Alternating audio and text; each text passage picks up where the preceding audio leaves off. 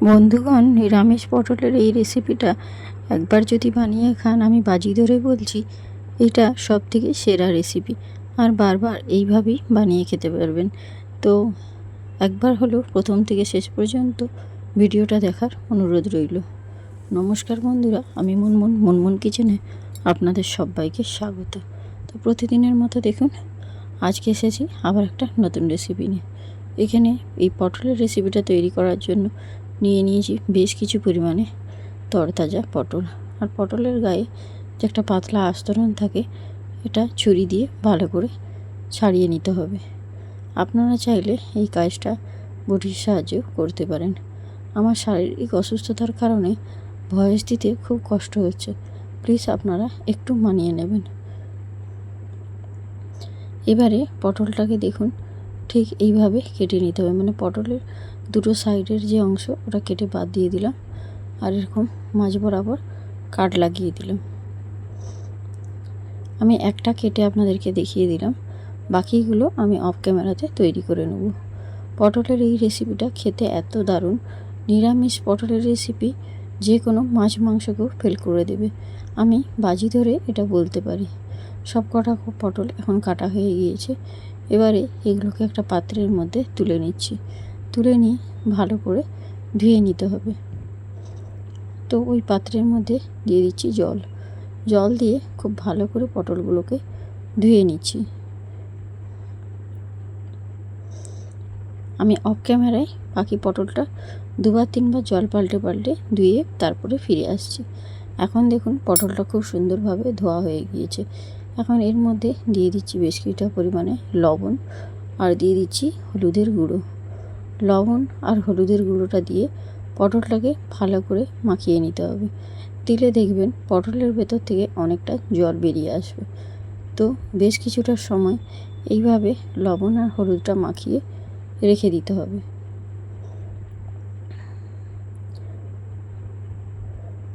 এই পর্যায়ে দেখুন আমার কিন্তু লবণ আর হলুদটা মাখানো হয়ে গিয়েছে। এবারে এটাকে আমি ঢাকনা দিয়ে কিছুটা সময় রেস্টে রেখে দেব।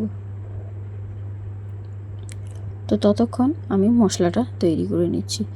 একটা মিক্সির বোলের মধ্যে নিয়ে নিচ্ছি ছোটো বাটির 1 বাটি সাদা তিল, আর ঝালের জন্য দিয়ে দিচ্ছি 2টো কাঁচা লঙ্কা। সামান্য একটু জল দিয়ে ভালো করে এটা পেস্ট করে নিচ্ছি।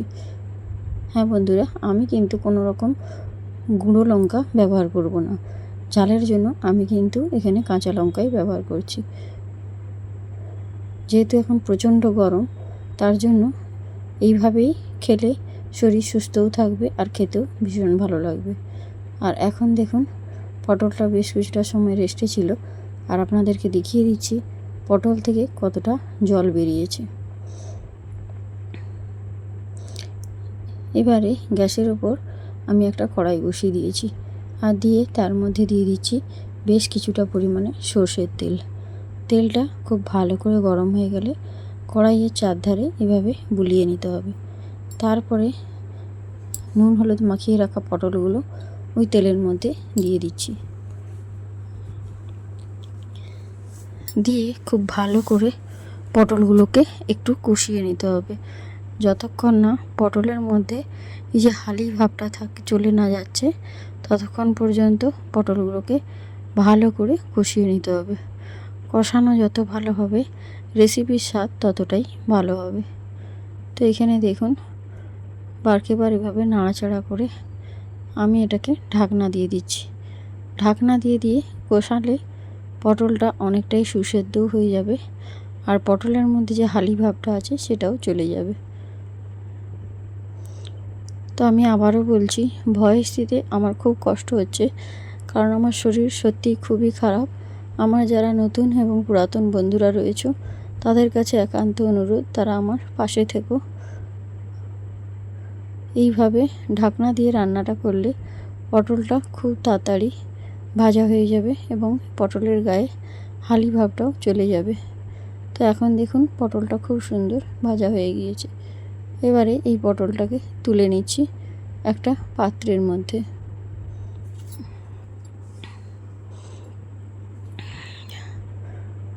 সব কটা পটল এইভাবে তেল ঝারিয়ে দাঁড়িয়ে তুলে নেব। আর এখন দেখুন কড়াইয়ে কিন্তু অনেকটাই তেল রয়েছে, তো পুরো রেসিপিটা এই তেলেই আমি করে নেব। তো এখন দেখুন এই তেলের মধ্যে দিয়ে দিচ্ছি আবারও কিছুটা পরিমাণে সর্ষের তেল। তেলটা একটু ভালো করে গরম হয়ে গেলে 1 চামচ কালো জিরে আর একটা গোটা শুকনো লঙ্কা দিয়ে দিলাম। দিয়ে খুব ভালো করে নাড়াচাড়া করে নিতে হবে। এখন যেহেতু এটা ভাজা হয়ে গেছে, বেটে রাখা তিলটা ওর মধ্যে দিয়ে দিলাম আর মিক্সির বোলটা ধুয়ে অল্প জল দিয়ে দিলাম। দিয়ে খুব ভালো করে এখন এটাকে কষিয়ে নিতে হবে। হ্যাঁ বন্ধুরা, আজকে আমি তিল পটল রান্না করে দেখাচ্ছি। নিরামিষ তিল পটল একবার এইভাবে বানিয়ে দেখবেন, খেতে অসাধারণ লাগে। আর যেহেতু এখন গরমকাল, আমি কোনো রকম গুঁড়ো মশলা ইউজ করছি না, যেমন গুঁড়ো হলুদ বা গুঁড়ো লঙ্কা কোনোটাই। তো এখানে দেখুন একটা বড় সাইজের টমেটো কুচিয়ে রেখেছিলাম, সেটাও ওর মধ্যে দিয়ে আবারও ভালো করে নাড়াচাড়া করে নিচ্ছি। যতক্ষণ না মশলা থেকে তেল ছেড়ে আসছে ততক্ষণ এইভাবে কষিয়ে নেব। এখন দিয়ে দিলাম এর মধ্যে স্বাদ মতো লবণ। দিলে এই টমেটোটা খুব তাড়াতাড়ি মজে যাবে। লবণটা দিয়ে আবারও নাড়াচাড়া করে নিচ্ছি। এই পর্যায়ে দেখুন আস্তে আস্তে এর মধ্যে যে জলটা ছিল এটা কমে যাচ্ছে এবং মশলা থেকে কিন্তু তেল ছাড়তে শুরু করে দিয়েছে। তো এই পর্যায়ে দেখুন মশলা থেকে কিন্তু তেল ছেড়ে দিয়েছে, আপনারা দেখেই নিশ্চয়ই বুঝতেই পারছেন। এবারে এর মধ্যে আমি দিয়ে দেব সেই ভেজে রাখা পটলগুলো। তো তার আগে আমি আপনাদেরকে দেখিয়ে দিচ্ছি, দেখুন মশলা থেকে কিন্তু খুব সুন্দর তেল ছেড়ে দিয়েছে।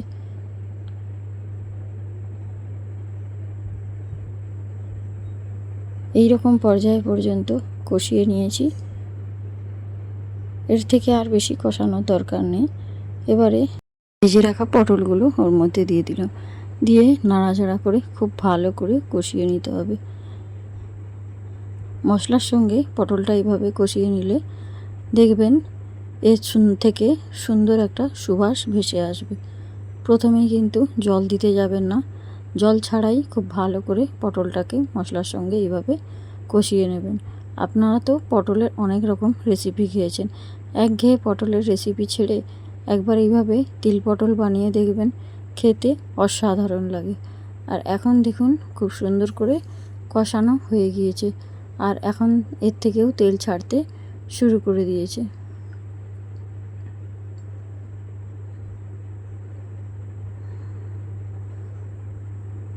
খুব ভালো করে আমার কষানো হয়ে গিয়েছে। এখন আমি এর মধ্যে অ্যাড করে দেব পরিমাণ জল, আর জলটা অ্যাড করে দেওয়ার পর খুব ভালো করে নাড়াচাড়া করে নিতে হবে। আর খুব বেশি জল দিবেন না, যেহেতু অলরেডি এটা মশলার সঙ্গে কষানো হয়ে গিয়েছে। আর আমি যেহেতু পটলগুলোকে ঢাকনা দিয়ে দিয়ে কষিয়েছি, অলরেডি ওখানেই অনেকটাই সেদ্ধ হয়ে গিয়েছে। তার জন্য খুব সামান্য অল্প একটু জল দিয়ে এটাকে রান্না করে নিতে হবে। এখন নাড়াচাড়া করে এর মধ্যে দিয়ে দিচ্ছি সামান্য অল্প পরিমাণে একটু চিনি। চিনিটা দিলে স্বাদের ব্যালেন্স হয়। তো অনেকেই চিনি খেতে পছন্দ করেন না, তারা চিনিটা স্কিপ করে দিতে পারেন। তো চিনিটা দিয়ে আবারও নাড়াচাড়া করে একটু ফুটিয়ে নিতে হবে। তো এই পর্যায়ে দেখুন বেশ কিছুটা সময় ঠিক এইভাবেই ফুটিয়ে নিচ্ছি। আর এটা একটু ঝোল ঝোল থাকবে, তখনই এটা নামিয়ে দেব। তো এখন দেখুন যে পরিমাণ জলটা দিয়েছিলাম অনেকটাই কমে গিয়েছে, কারণ এটা ঠান্ডা হয়ে গেলে অনেকটা জল টেনে নেবে, এতটা জল থাকবে না। তো সবার শেষে একটু অ্যাড করে দিচ্ছি কাঁচা সর্ষের তেল। তিল পটলের সঙ্গে এভাবে একটু কাঁচা সর্ষের তেল অ্যাড করলে খেতে দারুণ লাগে। তো অনেকেই ভাবেন যে কাঁচা সর্ষের তেলের গন্ধ ছাড়বে, কিন্তু না বন্ধুরা, একবার রান্নাটা করে দেখবেন, তারপর আমাকে কমেন্ট বক্সে কমেন্ট করবেন।